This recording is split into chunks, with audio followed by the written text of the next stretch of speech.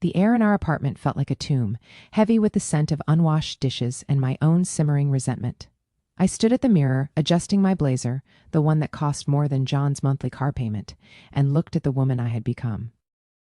I was Sarah Miller, senior bank teller, on the fast track to branch management. I was a closer. I was a high performer. And then there was John. 10 years ago, the sight of him would make my heart skip.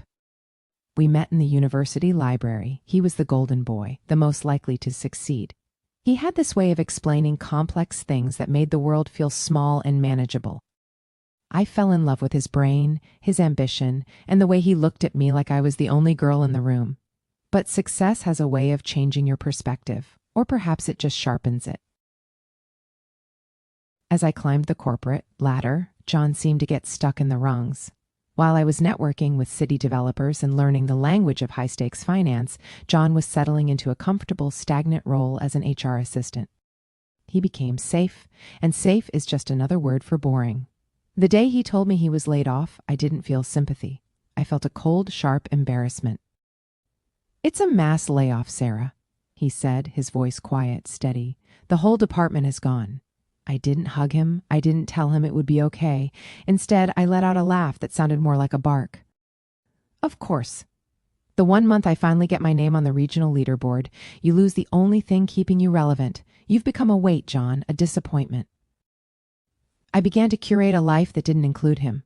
At the bank, my coworkers, men who wore $5,000 watches and talked about their weekend trips to the Hamptons, would ask about my husband. "So, what does John do?" They'd ask over martinis.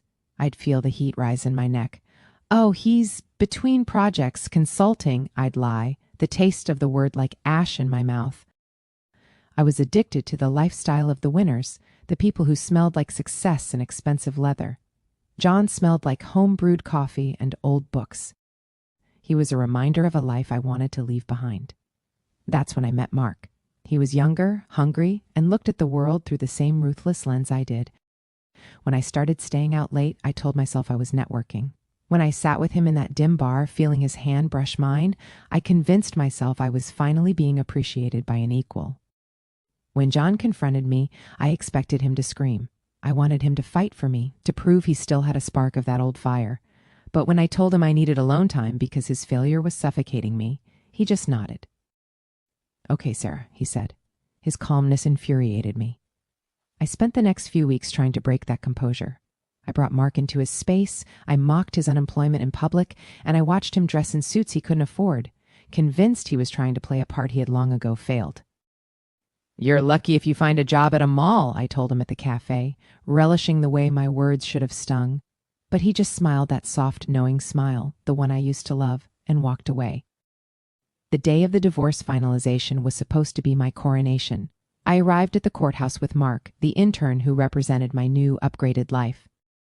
I signed those papers with a flourish, eager to be legally severed from the dead weight. I felt like I had finally trimmed the anchor that was keeping my ship from sailing. "I hope the bus isn't late, John," I whispered as we walked out into the sunlight. "Mark and I are looking at penthouses today."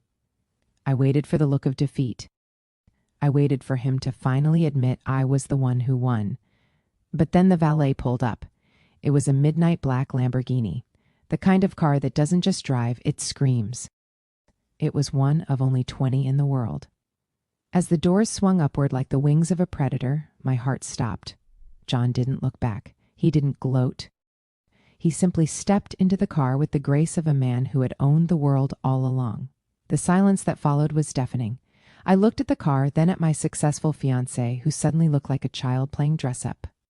Mark's face was white, his eyes bulging as he stared at the man he had mocked. "See you at the office tomorrow, Mark," John said, his voice cutting through the air like a blade. "And bring me my coffee, too. Black." As the engine roared and the car sped away, the reality hit me like a physical blow. The stupid project he had been working on in the guest room. The meetings he was pretending to go to. He hadn't been failing. He had been building a kingdom while I was busy counting pennies at a teller window. I watched the taillights disappear, and for the first time in years, I remembered the library. I remembered the boy who could explain the world. I had been so obsessed with the appearance of success that I had walked away from the man who actually defined it. I had traded a king for a courtier, and as I stood on the sidewalk with a fiancé who couldn't even look me in the eye, I realized I hadn't just lost a husband. I had lost the only person who ever truly saw me, and I had been the one to hand him the papers to leave. We just started our new YouTube channel. Please consider subscribe so we can work harder to give you more content like this.